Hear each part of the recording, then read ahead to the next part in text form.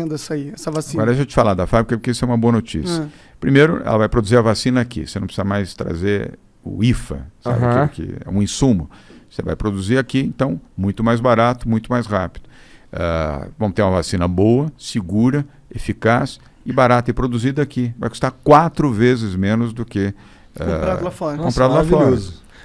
Mas você não paga seguro, não paga transporte aéreo, não paga armazenamento, não paga a trading que tem que fazer toda a operação, o próprio lucro das empresas e tal.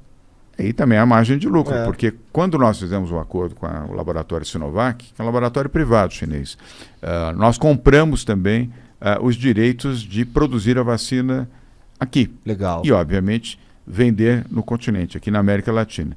E ao vender para fora do Brasil, nós temos que pagar um delta para a Sinovac. Bom negócio para eles. Eles estão lá na China produzindo vacina em larga escala. Eles já produziram 2 bilhões de doses da vacina da Coronavac. 2 bilhões de doses da vacina. Nós vamos entregar 100 milhões aqui no Brasil. Até o final de agosto, 100 milhões. Já entregamos 63 milhões e 200 mil vacinas. Até o final de agosto, vamos entregar 100 milhões. E tem a segunda fábrica, Igor, da Butanvac. Então vamos ter 2 fábricas de vacina. Olha que coisa bacana. O único país da América Latina que vai ter produção de 2 vacinas contra a Covid-19 será o Brasil, será em São Paulo e será do Butantan. Maneiro. Sendo que a Butanvac, que é a vacina que está em testagem, ela não está aprovada ainda pela Anvisa, ela está em testagem. Até outubro terminam os testes estão acontecendo na Universidade de São Paulo, no Hospital das Clínicas da USP, em Ribeirão Preto, com acompanhamento da Anvisa. Até o final de outubro, o Butantan apresenta para a Anvisa todo o resultado dessa testagem. Se a Anvisa aprovar, e eu tenho absoluta segurança de que vai fazer essa aprovação, até o final de outubro, início de novembro, o Butantan já vai poder produzir a Butanvac. E a Butanvac é uma vacina que tudo indica que você vai tomar a Butanvac para uma dose da Butanvac, você vai tomar para a Covid-19 e para a gripe. Tanto a H1N1 quanto a influenza. Ou seja, você toma uma só vacina para ficar livre da gripe e da Covid. E também uma vacina barata, porque ela é totalmente produzida aqui, desenvolvida aqui, envasada aqui.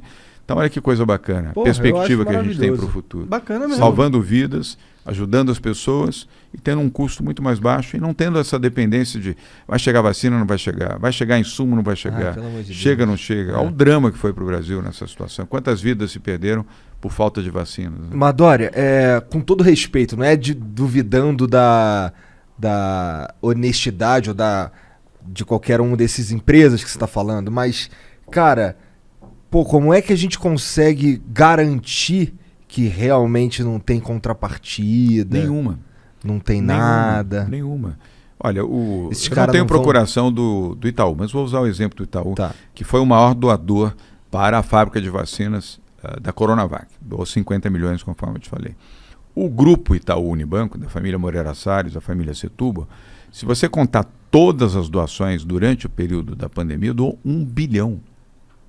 1 bilhão. E doou, não pediu contrapartida de nada. E doou para o Brasil inteiro, não foi só para São Paulo. Aqui doou um pouco mais. Afinal de contas, é o estado com o maior número de pessoas, tem 46 milhões de habitantes. Também é o estado onde é a base deles, é a sede deles. Mas ele doou para o Brasil inteiro. Comprou cestas básicas, comprou respiradores, comprou monitores, comprou os EPIs, equipamentos de proteção individual, máscaras, para o Brasil inteiro. Doou 1 bilhão de reais. Alguém vai perguntar, mas qual é a contrapartida? Foi a doação. Há pessoas, há instituições, há empresas que fazem isso no Brasil. E a pandemia trouxe à tona isso, coisa que a gente não imaginava que acontecesse. Não foi só o Itaú. Estou dando o exemplo do Itaú, que foi o exemplo, vamos dizer, mais robusto. Eu não tenho nem procuração da família, nem do banco, nem nada. Estou falando aqui porque eles foram generosos conosco e vi que foram generosos com muitas instituições.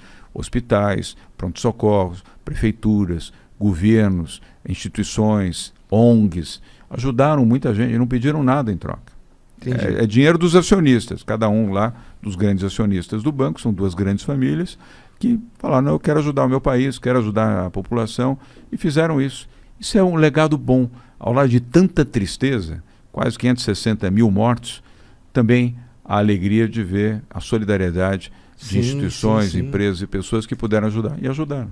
Falando nisso, você pegou, como governador, uma das fases... Acho que é difícil ter uma fase tão difícil quanto essa, né? Porque não sei se a gente vai ter outra pandemia em 100 anos.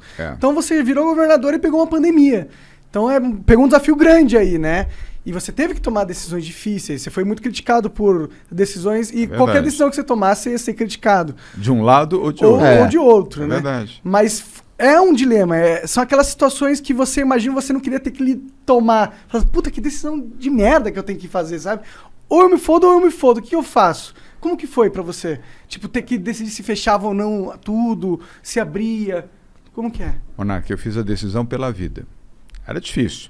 Porque tinha economia também, mas eu preferi optar pela vida. E eu acho que eu fiz certo, porque se nós não tivéssemos fechado, feito a quarentena, São Paulo foi o primeiro estado do Brasil a fazer quarentena. Olha o tamanho da dificuldade. Ninguém tinha feito quarentena. De chegar aqui, que eu morava em Curitiba e vinha fazer o Flow. Eu lembro de chegar aqui e passar na Paulista e caralho, uma cidade fantasma, o bagulho. Então, parte de mim sente saudade desse elemento apenas, das ruas vazias. Igor, não foi fácil, porque ninguém tinha feito quarentena no Brasil. O primeiro estado que fez foi São Paulo. O primeiro estado que tornou obrigatório o uso de máscara, estou com a minha aqui no bolso, foi São Paulo. Até hoje é Isso obrigatório. daí foi logo depois que o Supremo... Foi em março. Disse que os governadores poderiam tomar suas próprias medidas e tal. Quanto Foi. tempo levou... E nós provocamos, os governadores que provocaram, porque o maluco do Bolsonaro, primeiro já assumiu o seu negacionismo desde o início.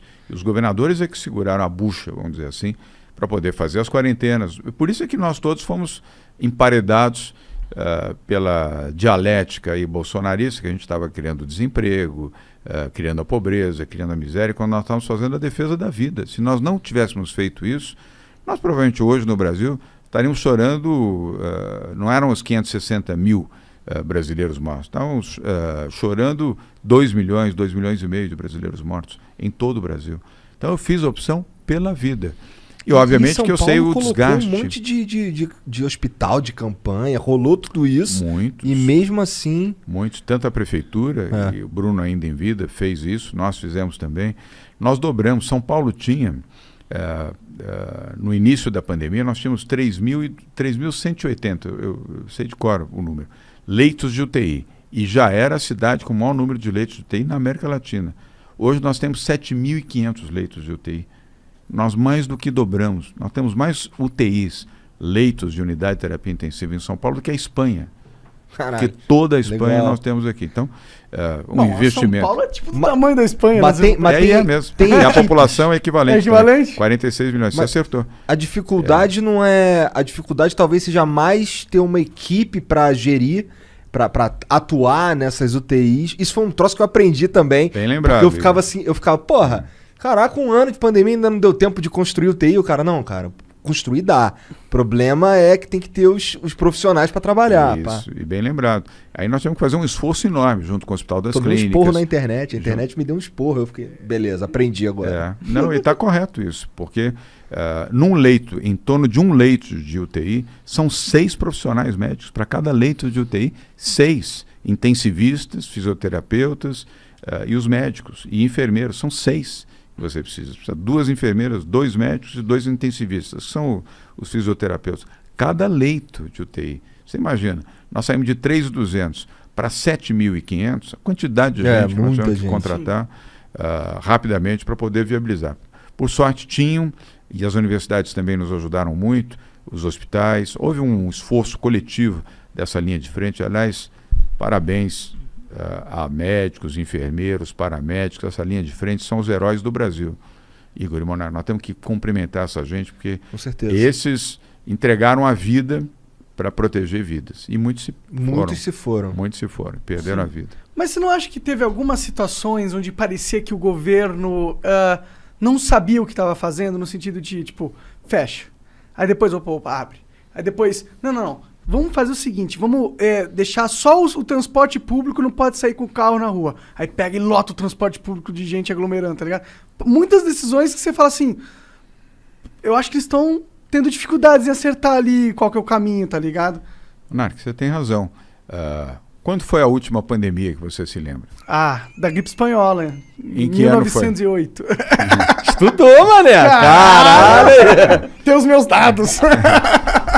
Ninguém viveu essa experiência. Ninguém. Nem no Brasil, nem no mundo. Ninguém viveu essa experiência. Esse mesmo problema que nós tivemos aqui, Monark, a Inglaterra teve, os Estados Unidos teve, a França teve, a Espanha teve, a Itália teve. Você lembra o que aconteceu na Itália? O abre e fecha, também aconteceu lá. Aconteceu na Espanha, aconteceu em Portugal, aconteceu na Inglaterra, na Alemanha, no mundo inteiro. Ninguém tinha experiência e ninguém conhecia esse vírus também.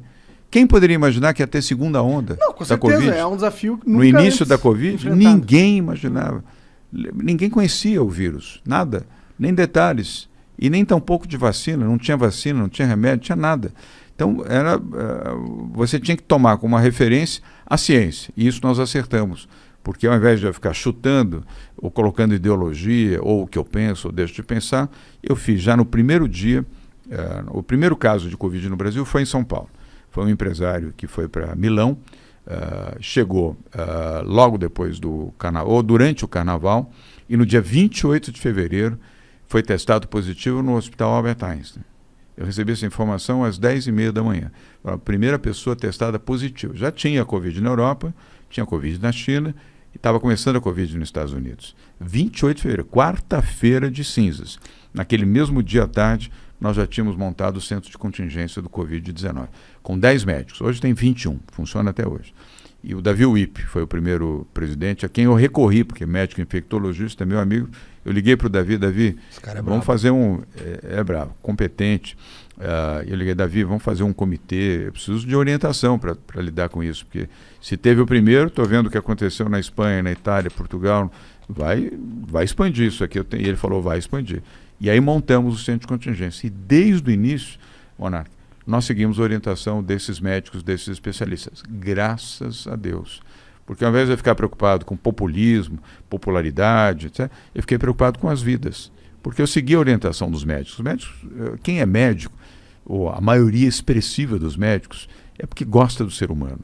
Ele está ali porque ele gosta do ser humano. Ele não está ali para fazer dinheiro, para ficar milionário ou para fazer carreira política. Ele está porque ele gosta. Ele abraçou a profissão de médico porque ele gosta de gente. 99% dos médicos gostam. É que o que eu senti, isso é uma crítica que, vale para São Paulo, mas vale para o Brasil inteiro, né? O mundo todo e tal. É verdade. Eu sentia que, às vezes, os governos eles sentiam a necessidade de demonstrar que estavam cuidando do assunto, fazendo algo, tá ligado? Mas eles não sabiam como cuidar, tá ligado? E parece que às vezes queria tapar o sol com a peneira, tipo, não saia de casa, mas tem um cara que precisa sair de casa. Aí você faz uma lei que dificulta ele sair de casa, porque você fala, não pode sair de casa, só que ele precisa trabalhar para comer. Aí você tem o Estado brigando com a realidade, de certa forma, sabe? Foi o que eu senti. Tipo, eu sei que tinha que fechar, tem que ter o lockdown quando o negócio está indo muito forte, as UTIs estão lotando e tal, mas às vezes não tem como lutar contra a própria realidade que se põe aí à frente de você. Foi o maior desastre da humanidade. Depois da Segunda Guerra Mundial e do Holocausto, foi o maior desastre da humanidade. 216 países do mundo viveram isso. Não foi só o Brasil. 216 países do mundo viveram isso. Economias dilaceradas. Nós perdemos mais de 2,5 milhões de pessoas perderam a vida. Só há uma situação mais trágica do que essa, o Holocausto, na Segunda Guerra Mundial, o assassinato de 6 milhões de judeus. E lá atrás, a gripe espanhola, 1919, 1920, aqui e na Europa também. Então, tudo isso devastou vidas, devastou famílias, devastou empregos. O Brasil dobrou o número de desempregados, dobrou o número de pessoas em situação de miséria, de pobreza, extrema pobreza, um desastre completo, crianças que não foram à escola, enfim. Mas tudo isso foi fruto da pandemia, né? Fruto da Covid, não foi de uma decisão do governador ou do prefeito, foi uma circunstância triste, dura, difícil, e graças a Deus, deixa eu bater aqui, estamos superando, porque queda no número de infecções, queda de casos, portanto, queda de internações, queda de leitos de UTI, e estamos flexibilizando, agora começando a voltar gradualmente, de forma segura, Igor, à normalidade. As UTIs aqui em São Paulo estão num nível seguro? Menos de 50%. Tá. Tanto na capital, litoral e interior. Agora, imagina a situação se nós não tivéssemos feito, Monark, as quarentenas com as UTIs 98, 99, 100%, vários hospitais já estavam lotados. Uma pessoa que vai para um hospital precisando de UTI, ele precisa de UTI. Sem UTI, ele morre. Não, com certeza. Eu acho que quando a gente assim como o oxigênio. Você viu o que aconteceu lá em Manaus. Não tinha oxigênio. Pessoas morrendo em casa, morrendo em carro, morrendo na porta de hospital, porque não tinha a situação. Parece coisa de filme. Sim, é terror. Foi uma triste realidade. Foi uma triste realidade. Imagine se aqui nós não tivéssemos feito esse cuidado. Que é muito maior. De, olha, fiquem em casa, usem máscara, façam o trabalho virtual, porque se uma pessoa chegasse no hospital, com o hospital lotado de UTI, sem o respirador, a sua vida ia durar mais 1 hora. Na segunda hora você estaria morto. Foram muitas vidas salvas. Os caras que já iriam para UTI e nem era de corona. Eu acho que quando fora os outros com morbidade, as outras pessoas doentes, que tinham que ter o atendimento também. Você não pode impedir alguém que está, enfim, com um infarto, dizer, não, aqui você não pode, só vai ficar quem tem Covid. Você tinha que, na UTI, você tinha que fazer esse atendimento. Nós não tivemos. E como o Monark falou, a situação entre a morte e a morte, ou entre o mínimo da possibilidade de viver e a morte. É o que você falou. 2019 foi um ano maravilhoso, não teve Covid, tivemos tudo de bom aqui em São Paulo, crescimento econômico, geração de emprego, geração de oportunidade, tudo, pá! Veio a pandemia em março, mudou a história de São Paulo, mudou a história do Brasil, mudou a história do mundo.